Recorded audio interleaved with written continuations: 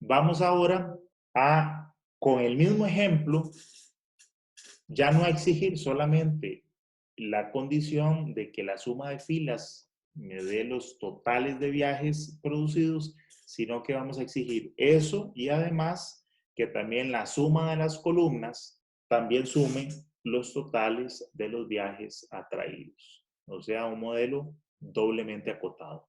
Queremos calibrar el modelo de distribución de viajes de esa manera. Nuestra forma general ya no podemos utilizar este modelo que aparece aquí al final, así, porque esta forma es solamente una forma específica para el modelo simplemente acotado, porque no utilizamos BJ, los BJ eran 1, entonces los factores de balanceo de las filas, los A sub I, no dependían de los BJ. Tenían esta forma y al sustituirlo en este modelo quedaba esta expresión particular. Como ahora sí vamos a utilizar los factores de balanceo de columnas, los BJ, también, entonces, tenemos que usar la expresión general del modelo de distribución de viajes, que es esta que aparece aquí. Y nuestros factores de balanceo tendrían esta forma, que fue la que obtuvimos anteriormente. Fíjense que los factores de las filas, los A sub I, dependen de los factores de las columnas, BJ.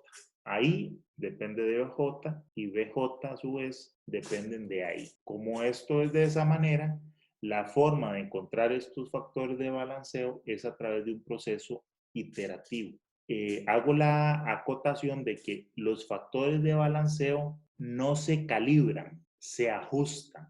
Esos son factores de ajuste, de balancear la matriz. Entonces, los factores de balanceo, cada vez, repito, cada vez que yo necesito o voy a aplicar el modelo para estimar una matriz de viajes, ya sea durante el proceso de calibración o durante el proceso de aplicación del modelo, una vez que esté calibrado, en cualquier caso, siempre que voy a calcular una matriz de viajes, debo balancear la matriz ajustando los factores de balanceo. Estos no se calibran como valores fijos, sino que cada vez que se aplica el modelo, se ajusta. Bien, entonces, ¿cómo se ajustan esos factores? Como son interdependientes, debemos hacer un proceso iterativo. En ese proceso iterativo empezamos suponiendo que todos los BJ son igual a 1 y estimamos los factores de balanceo de las filas, los A sub I, utilizando la expresión, ¿verdad? Esta ecuación que aparece abajo a la izquierda, usando todos los BJ igual a 1, que es lo que dice aquí en el paso número 2. Una vez que calculo factores de fila, utilizo esos factores de fila para calcular los factores de las columnas, los BJ. Y ahí siempre yo termino el proceso de iteración con los factores BJ. Ahora yo hago una comprobación y reviso si todos los AI y todos los BJ son iguales a los anteriores. Si eso es así, paramos. Y si no, volvemos otra vez al paso 2. Con los nuevos BJ calculamos los AI. Con esos AI calculamos los BJ. Comparamos, perdón, comparamos todos los factores de las filas con los anteriores, todos los factores de columnas con los anteriores. Y si ya todos son iguales, ¿verdad? O iguales entre comillas, ¿verdad? Muy parecidos, ya cambian poco, entonces ahí paramos. Ok, ese es el proceso para el ajuste de factores de balanceo. Entonces vamos a resolver el proceso de calibración del modelo, pero ahora utilizando factores de balanceo también, ¿okay? Como un modelo doblemente acotado. Entonces, el proceso de calibración es muy similar. Hacemos, al igual que en el modelo simplemente acotado, definimos los intervalos de tiempo de viaje.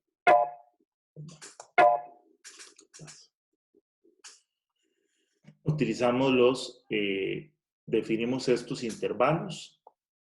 Para esos intervalos también a partir de las mismas matrices de viajes y de viaje, vemos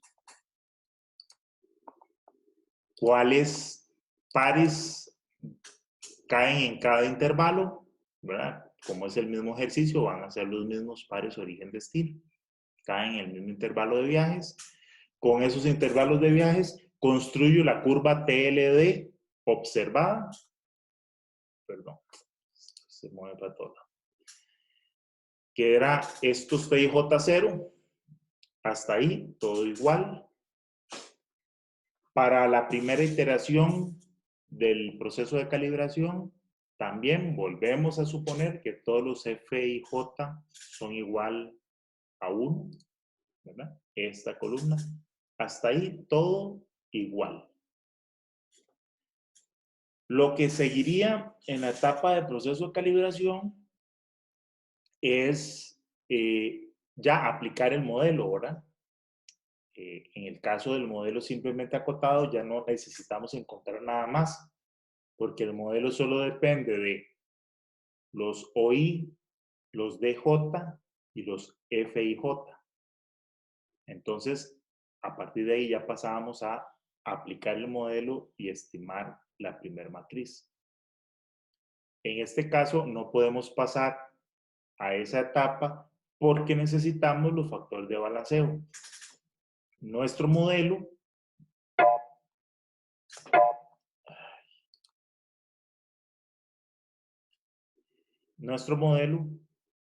tiene esta forma.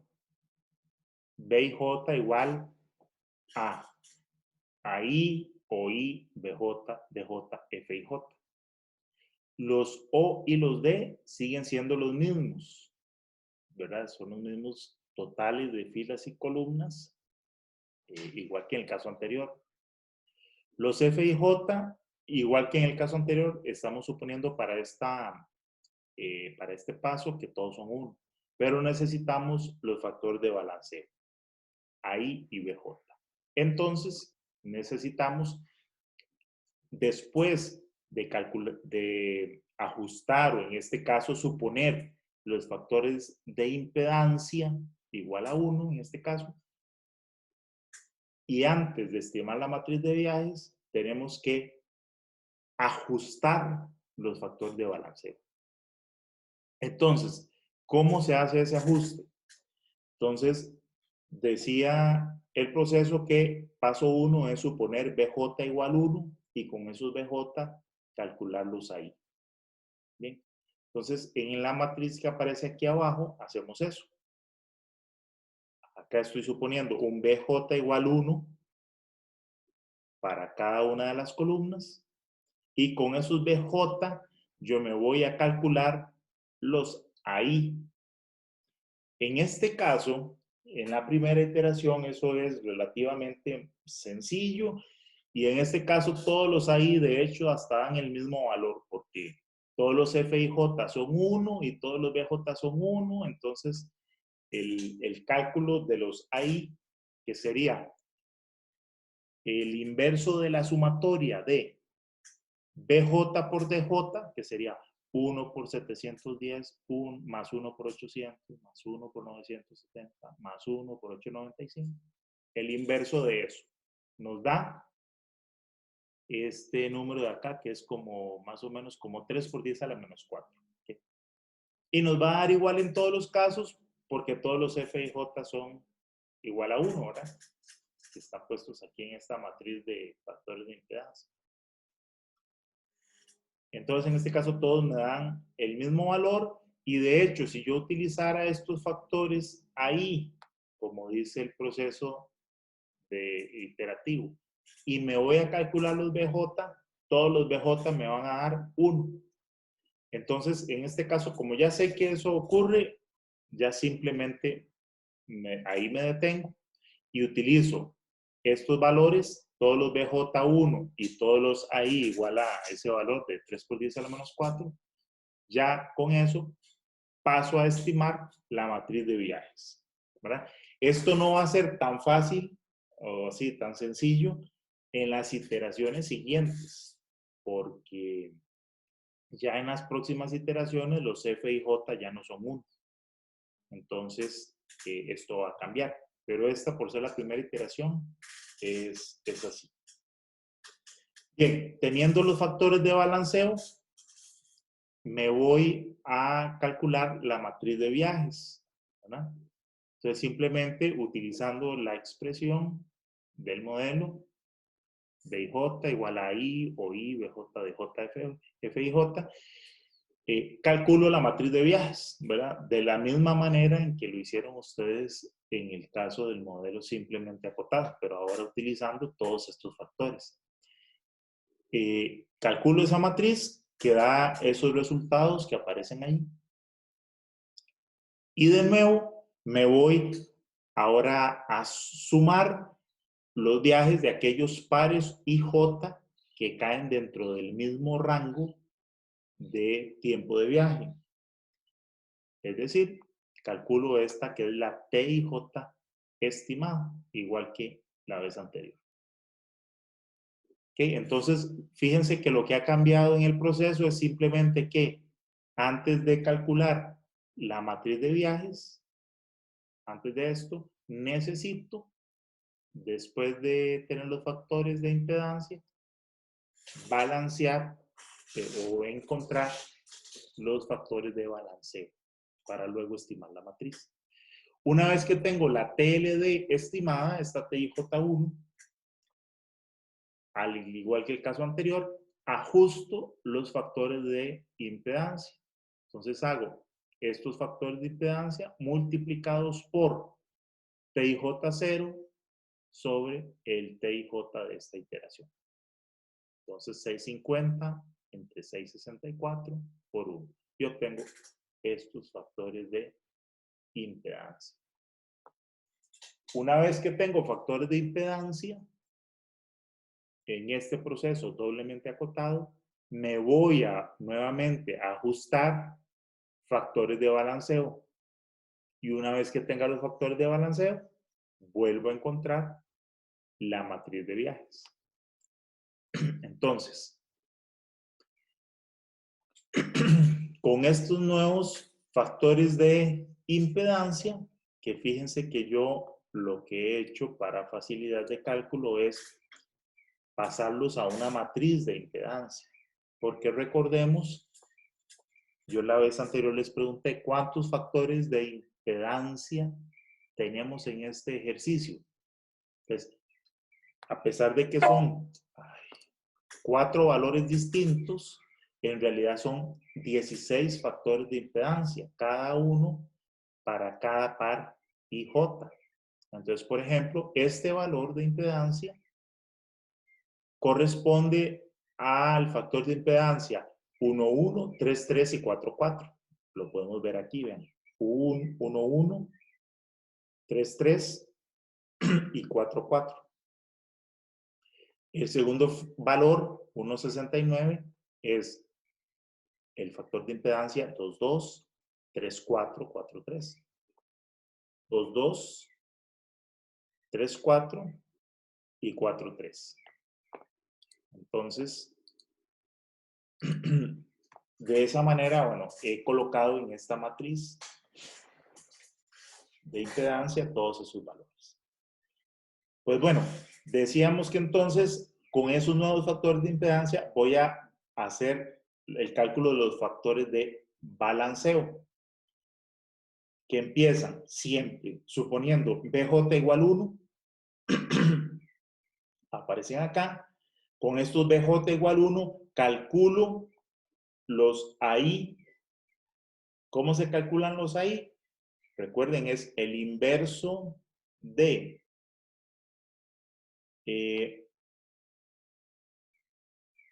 BJ por DJ, que sería este B, este por 710, este por 800, este por 970 y este por 895. Y eso me da estos primeros factores, ¿verdad? Que ahora ya no, como ven, ya no tienen el mismo valor. Después de que tengo estos factores ahí, me voy a ajustar los BJ. Entonces, calculo estos BJ de esta segunda iteración. ¿Cómo se calculan los BJ? Es el inverso de ahí por el inverso de ahí por OI. O sea, sería este valor 0,03, bueno, este 374 por 10 a la menos 4 por 895 más este otro valor 3, que tiene 309 por 775 más este otro que tiene 270 por 910, este otro que tiene 261 por 865. El inverso de eso me da este primer factor de acá. Y así sucesivamente calculo los siguientes factores de balanceo BJ, ¿verdad? Bueno, perdón, esos factores, este BJ es ahí por OI por FIJ, ¿verdad? Como estamos con el primero, se multiplica por esta columna de FIJ. Para el segundo, para el B2, sigue siendo, perdón, ahí por OI, o sea, este por este, por este. Este por este, por este. Y así sucesivamente. ¿Ok? Para el segundo BJ serían los AI por los OI, por la segunda columna de los FIJ. Para el tercer, para el B3, lo mismo, pero por la tercera columna y así sucesivamente y así se calculan estos BJ. ¿Ok? Esa sería la primera iteración de los factores de balanceo. Obviamente esos factores no son iguales. Entonces, con estos nuevos BJ, me voy a calcular los nuevos AI, que serían estos de acá. ¿Verdad? Para el A1 sería esta fila de BJ por estos valores de, acuérdense que es el inverso de BJ por DJ por F y J. Entonces sería esta fila por esta fila por la primer fila de factores de balanceo. Para el segundo valor, para el A2, esta fila de BJ por esta fila de DJ por la segunda fila de factores de impedancia. Para el tercer factor de AI, esta fila de BJ por esta fila de DJ por la tercera fila de factor de impedancia. Y así con la cuarta. ¿Ok? Esto me da esta segunda columna de las AI. Con esta segunda columna, calculo otra vez los factores BJ. De nuevo, sería los AI por los OI por la primer columna de factores de impedancia. Eso para calcular el primer BJ. Para el segundo BJ, perdón. AI, OI, F y J. Para el tercer factor de balanceo de columnas, AI, OI, F y J. ¿Okay? Y así sucesivamente yo tengo este segundo valor. Fíjense que ya aquí estos factores ya son iguales. Con estos factores calculo los siguientes factores de impedancia. Aquí ya también los de las filas me dan iguales. Y bueno, y vuelvo a calcular los BJ, pero me van a dar exactamente estos mismos valores. Y en este momento ya todos los AI y todos los BJ son iguales a los de la iteración anterior de los factores de balanceo. Entonces, teniendo estos valores de AI y BJ y estos F y J, me puedo ir a calcular la nueva matriz de viajes que me da Perdón, perdón, esta cosa. Ok. Me voy a calcular la nueva matriz de viajes y esa matriz de viajes sumada en los rangos me da esta TLD. Teniendo esta nueva TLD, vuelvo a ajustar los factores de impedancia. Ah, perdón, estos, que son los de la segunda iteración. Teniendo estos factores, esta TLD, comparo la TLD observada con la TLD estimada, multiplicado eso por los factores de impedancia anteriores y me dan estos nuevos factores de impedancia F y J2. Y el proceso se repite. Con estos nuevos factores de impedancia, vuelvo a hacer el proceso de factores de balanceo. Una vez que tengo los factores de balanceo, encuentro la matriz, la sumo en la TLD, ajusto el factor de impedancia y continúo. Si ese proceso en este caso lo hago hasta la iteración número 5, obtengo este resultado. Obtengo estos factores de impedancia calibrados. ¿Okay? Bien, ese sería el proceso de calibración de un modelo doblemente acotado. ¿Preguntas?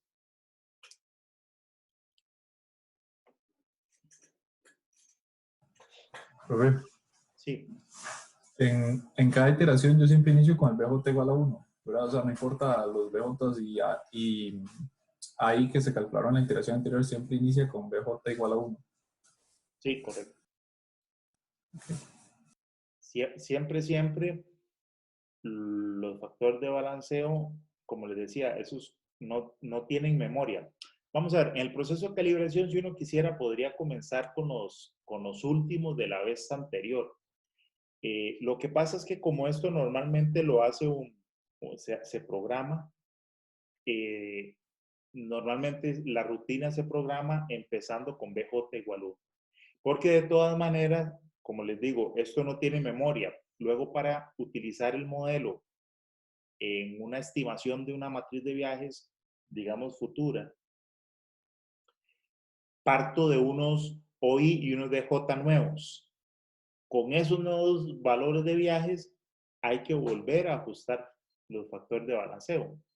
Entonces, siempre se empieza de 1, porque los que hayamos calculado en el proceso de calibración no son válidos. Siempre hay que calcular factores de balanceo nuevo y por eso siempre se empieza a partir de 1. Siempre cada iteración de los factores de balanceo acaba con BJ.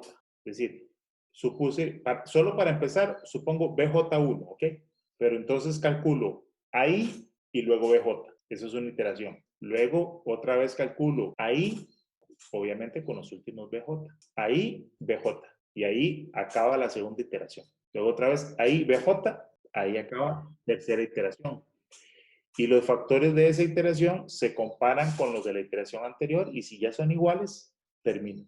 Bueno, de tarea tienen ustedes en el sitio de mediación virtual del curso la carpeta para una nueva tarea que consiste en hacer este proceso de calibración para el mismo ejemplo que hemos estado utilizando.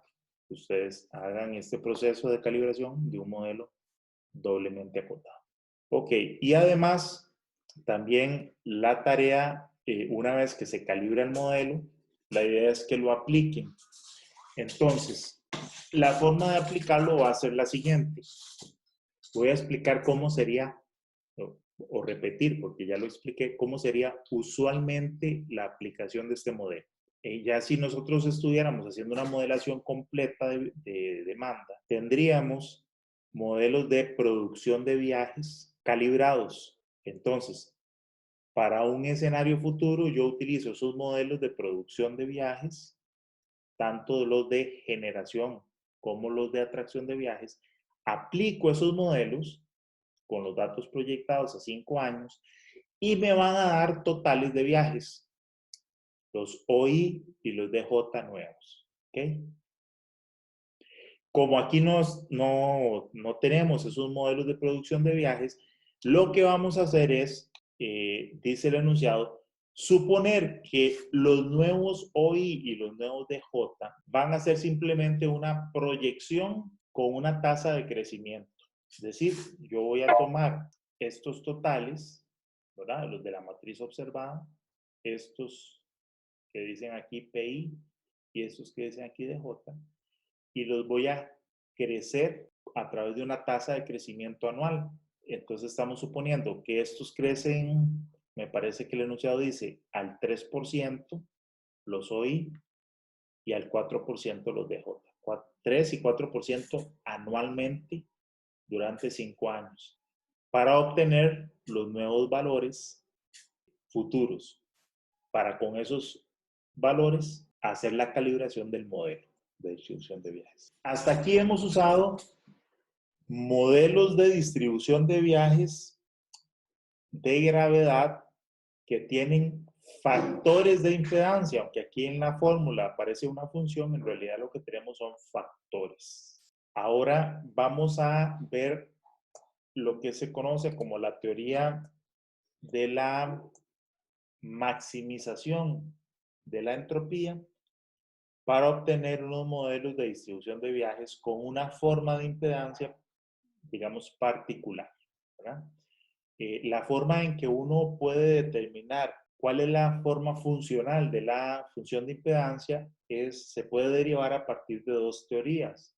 La que vamos a ver ahora, que es maximización de la entropía, o también a partir de la teoría de la utilidad aleatoria.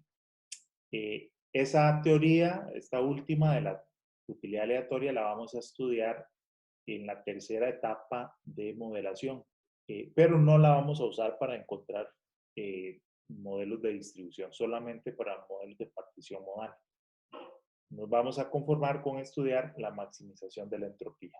En todos estos modelos es usual que uno siempre exija las dos condiciones que ya hemos visto anteriormente, que la suma de las filas me dé los OI y que la suma de las columnas me dé los DJ, haciendo modelos doblemente acotados. Normalmente los modelos doblemente acotados se usan siempre que yo derivo una función de impedancia, aunque también, como vimos, si ustedes van a hacer la tarea, también puede ser para factores de impedancia multiparamétricos. ¿Okay? Entonces, ¿de qué se trata la teoría de la entropía? En física, si ustedes recordarán, el concepto de entropía está relacionado con el concepto de desorden. Entre más desordenado esté un sistema, se dice que tiene más entropía. En nuestro caso, digamos que tiene cierta semejanza, pero el concepto de entropía es un poquito distinto y consiste en lo siguiente. Los viajes que se realizan en el sistema pueden tener distintos o tienen distintos niveles de agregación. En el caso de la primera etapa de modelación, donde nosotros tenemos totales de viajes en cada origen y totales de viaje en cada destino, como totales OI y DJ, o también como una suma total de viajes, ¿verdad? Que sería la suma total, ese es el máximo nivel de agregación de los viajes, ¿verdad? Que son simplemente totales. Ese nivel de agregación lo vamos a llamar como estado macro. Entonces, un estado macro es el que me da el total de viajes del sistema y su nivel de detalle máximo es total de viajes en cada origen y total de viajes en cada destino. O sea, los OI y los DJ. Es ese estado macro precisamente a partir del cual los modelos de distribución actúan y distribuyen los viajes. Tomen un estado macro y lo convierten en un estado intermedio o estado meso, que corresponde a distribuir los viajes por origen-destino. Ya no tener solo los totales, sino saber cuántos viajes van entre cada par y J. Eso sería el estado meso. Si nosotros tuviéramos más información, cada uno de esos viajes, nosotros podríamos llegar incluso a identificarlos y saber qué persona es la que hizo cada viaje. Eso sería el mayor nivel de desagregación y conocimiento de los viajes, conocido como estado micro. El estado micro sería conocer individualmente quién es cada uno de esos viajes, lo cual nosotros nunca lo vamos a conocer. Pero de esa manera está definido los distintos estados de agregación. Macro, totales, meso, distribuido por origen-destino, y micro, cada viaje individual. Vamos a partir de un estado macro, de ejemplo, como el que aparece en esa matriz, suponiendo que el área de análisis ha sido dividida simplemente en dos zonas, la 1 y la 2, que de cada una de esas zonas parten dos viajes y a cada zona también llegan dos viajes. Entonces tendríamos el estado macro que aparece aquí con los OI 2.2, los DJ 2.2 y un total de 4 viajes. Ese estado macro podría ser explicado por 3 distintos estados intermedios o estados meso, ¿verdad? Que son los que aparecen acá. Podría ser que esos 4 viajes correspondan a un viaje entre cada zona y un viaje interzonal, que sería esta matriz A, 1, 1, 1, 1. Pero también podría tener otra explicación, que todos los viajes sean viajes internos. Hayan 2 viajes internos en la zona 1, 2 viajes internos en la zona 2 y ningún viaje entre las zonas. Eso también explica la misma matriz. O más bien, que no hayan viajes internos y todos los viajes sean entre las zonas. 2 viajes de la zona 1 a la 2, 2 viajes de la zona 2 a la 1, y me siguen sumando los mismos totales OI y los mismos totales DJ. Entonces, fíjense que un mismo estado macro puede ser explicado por distintos estados meso. Es más, de hecho, en el proceso de calibración de los modelos de distribución de viajes, fíjense que lo hemos estado discutiendo bastante el día de hoy.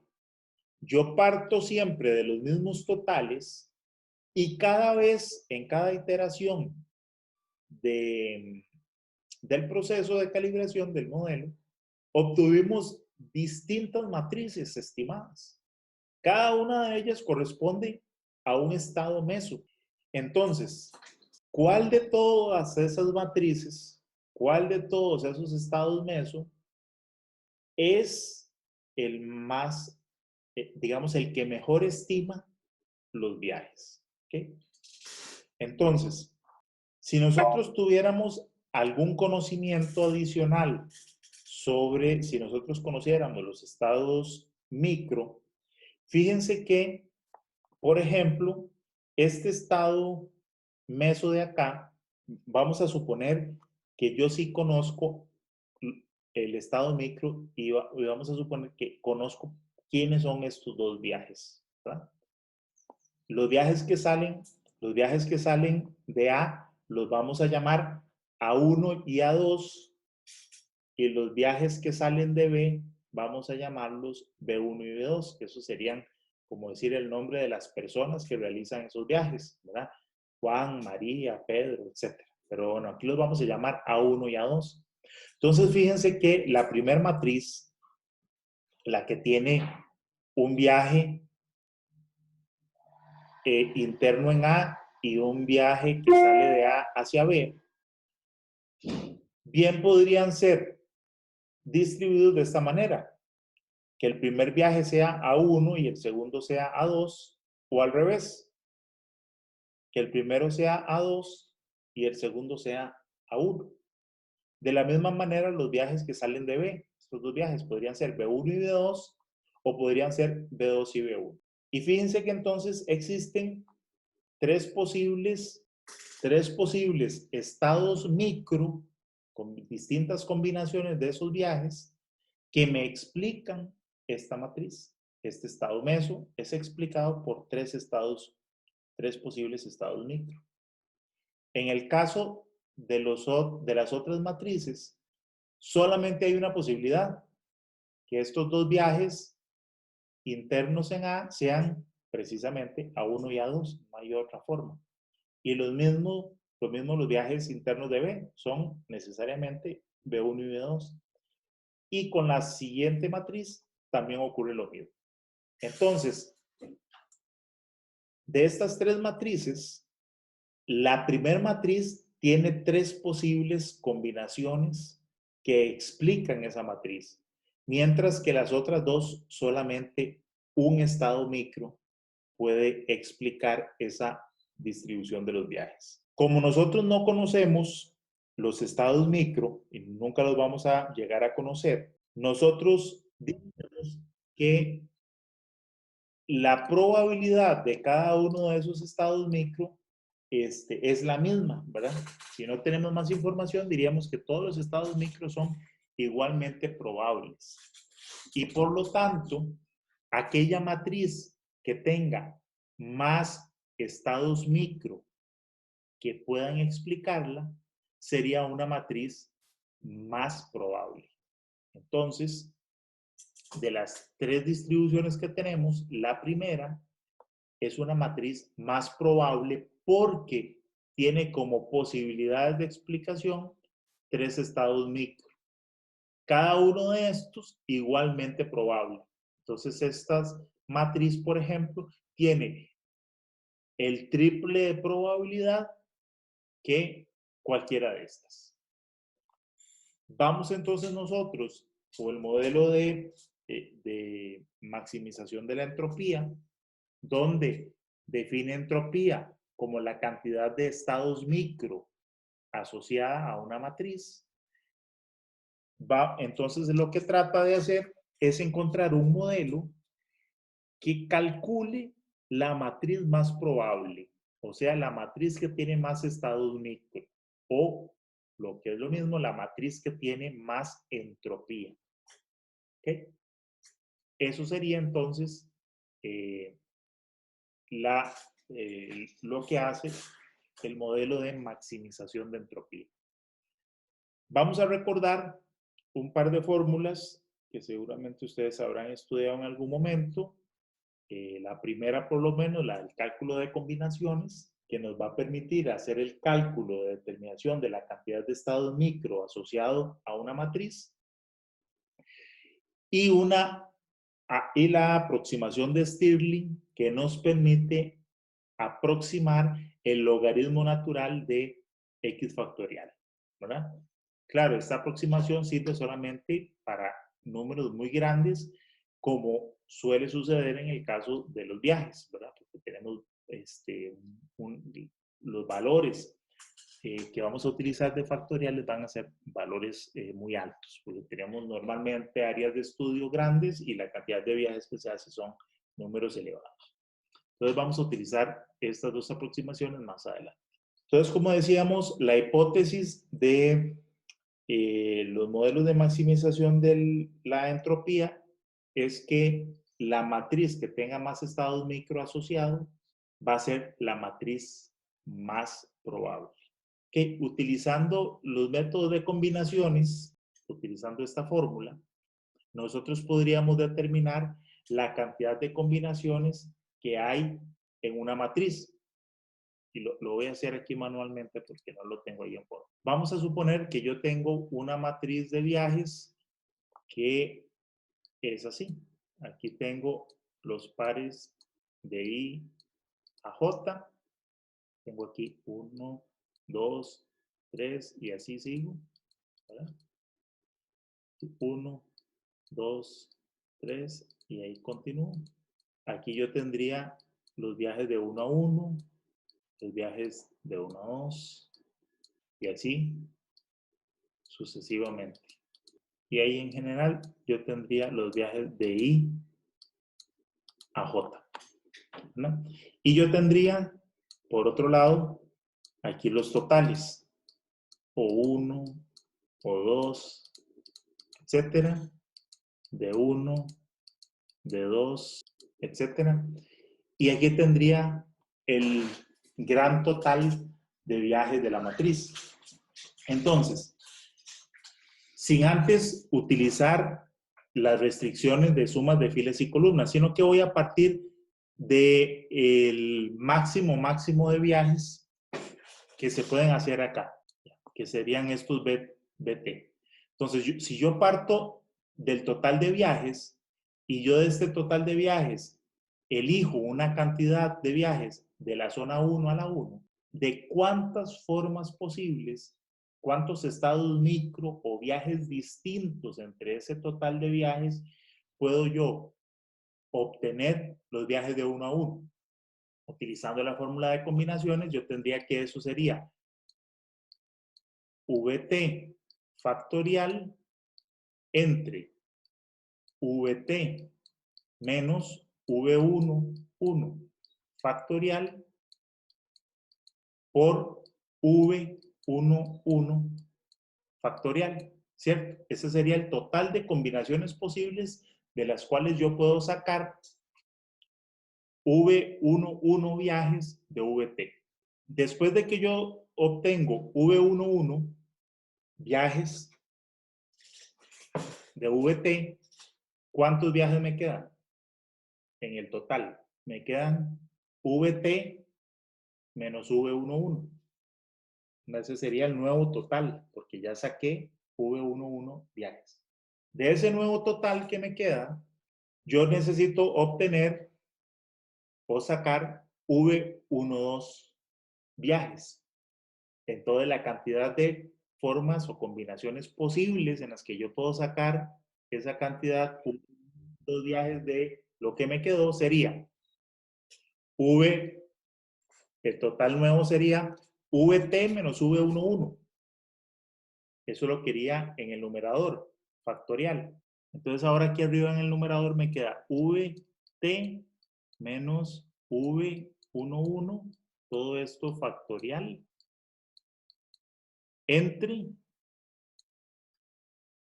ahora me quedaría abajo VT menos V11 menos V12 factorial, todo eso, y eso multiplicado por V12 factorial, ¿sí? Fíjense que ahora este numerador se cancela con este denominador. Y el nuevo total que tengo para distribuir sería VT menos V1 menos V12. Y de ahí tengo que obtener V13. Entonces, la nueva cantidad de combinaciones sería VT menos V11 menos V12 factorial arriba. Y abajo VT menos V11 menos V12 menos V13 factorial por V13 factorial.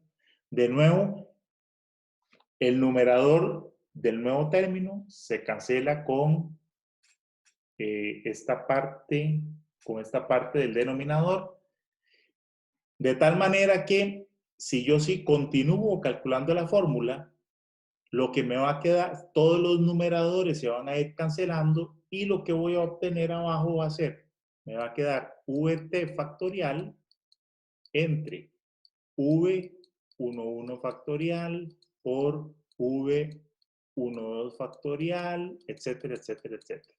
¿Ok? En el denominador. O sea, VT factorial entre la multiplicatoria de V y J factorial. ¿Qué sería este término? W. Este término corresponde a, entonces, la cantidad de combinaciones posibles que me explican una determinada matriz, una cierta distribución. O sea, eso es la entropía, la cantidad de estados micro, la cantidad de combinaciones asociadas a una matriz. El modelo lo que hace es maximizar ese W sujeto a las dos restricciones que exigimos de filas y columnas. Sumatoria de B y J en J igual a OI y sumatoria de B y J en I igual a DJ. Para todo I, para todo J. Y adicionalmente aplicamos una restricción o truco que esté asociado a los costos de viaje. Porque fíjense que el concepto de entropía es más un concepto de probabilidad y no está amarrado a comportamiento de viajes. Para que el modelo esté asociado al comportamiento de los usuarios, exigimos una relación, alguna condición relacionada con los costos de viaje. Por ejemplo, nosotros podríamos considerar la restricción de que el costo total del sistema, que aquí lo estamos llamando simplemente C, sea igual a la cantidad de viajes que se hace entre cada par y J, o sea, los B y J, multiplicado por el costo unitario de cada viaje entre cada par y J. O sea, 6J por V y J, la suma de eso igual al costo total del sistema. Entonces, planteamos un problema que es maximizar W sujeto a estas restricciones y eso, como veremos, me da como resultado este modelo. Es un modelo que tiene la misma forma de un modelo de gravedad o modelo de distribución de viajes como los que hemos estudiado hasta ahora, pero donde la función de impedancia tiene una forma específica, que en este caso es exponencial. Entonces, ¿cómo se hace eso? Como les digo, planteamos el problema que es maximizar W sujeto a todas estas restricciones. Cada una de estas restricciones, nosotros podemos ponerle un multiplicador de Lagrange para sumarlas en la función objetivo o plantear un lagrangiano y derivar ese lagrangiano con respecto a las variables de optimización que son derivadas respecto a B y J. Entonces hacemos eso. Fíjense que una cosa que podemos hacer, dado que la función objetivo es un poco complicada de optimizar, es simplificarla aplicando una función monotónica como el logaritmo natural. Entonces, si aplicamos el logaritmo natural de W y simplificamos, eso nos da como resultado logaritmo de V total, que es el total de viajes, menos la sumatoria de el logaritmo de cada V y J. Y luego es aquí donde entra la aproximación de Stirling, ¿verdad? Porque también optimizar el logaritmo natural de un factorial es complicado. Entonces convertimos el logaritmo natural de V y J factorial en V y J por el logaritmo de V y J menos V y J. Entonces de esa manera nos quitamos de encima los factoriales, ¿verdad? Y optimizamos esta expresión en lugar de la expresión original de W. Entonces, ahora maximizaríamos no W, sino, perdón, sino el logaritmo natural de W, que sería lo mismo que maximizar menos sumatoria de V y J por el logaritmo de V y J menos V y J. Entonces, ahora sí, con esta expresión y las restricciones, a cada una de estas restricciones en I la multiplicamos por un multiplicador de Lagrange para cada fila y cada una de las expresiones en J lo multiplicamos por un multiplicador de Lagrange BJ. Y la última restricción la multiplicamos por un multiplicador que vamos a llamar gamma.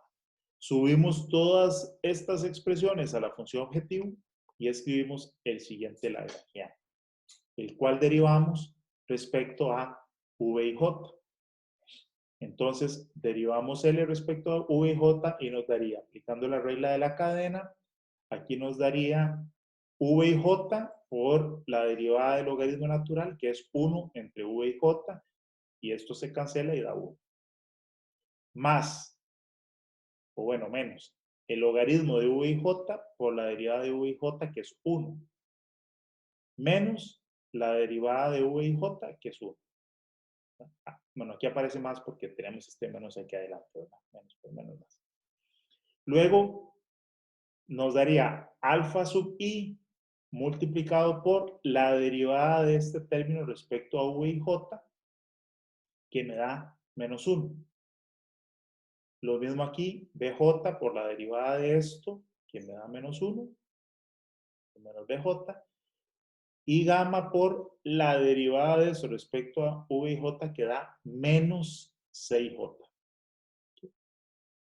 Simplificamos esta expresión y nos queda que el logaritmo de V y J es igual a esto. Luego podemos aplicar la exponencial para quitar el logaritmo y nos queda que V y J es la exponencial de esto de acá, que es lo mismo que la exponencial de alfa por la exponencial de beta por la exponencial de gamma 6J. ¿Okay? Y nos queda esta expresión como modelo. Para simplificar, fíjense que esto en realidad es una constante que depende de las filas y esto es una constante que depende de las columnas. Entonces, para expresar esto de una manera conocida, nosotros podemos sustituir esta constante que depende solo de I por el producto de una constante AI, que es equivalente al factor de balanceado de las filas, por los OI.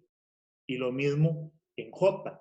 Multiplicamos por un par de productos de términos que dependen solo de J y esta expresión la convertimos en esta, que corresponde precisamente o tiene la forma de un modelo de distribución de viajes similar al modelo de gravedad, pero donde la función de impedancia tiene una forma específica exponencial. Este entonces es un modelo que conocemos como modelo de distribución de viajes de maximización de la entropía. En este caso, doblemente acotado, tanto a orígenes como a destinos, y con una forma de la función de impedancia exponencial. ¿Alguna consulta de cómo derivamos el modelo? Vean que en el caso de los modelos de maximización de la entropía, este modelo, esta forma funcional del modelo de distribución de viajes, nos permite encontrar o estimar como matriz de viajes aquella matriz que es más probable de ser observada. Porque este modelo precisamente maximiza la entropía, o lo que es lo mismo, maximiza la cantidad de estados micro que tiene asociada la matriz que el modelo estima.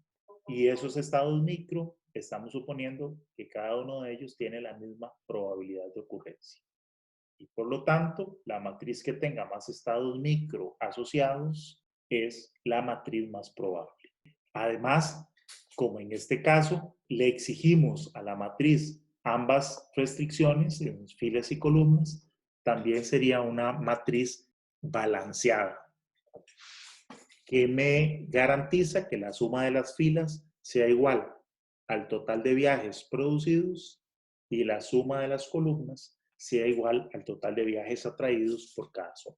Muy bien, y eso sería lo que tenemos preparado para el día de hoy.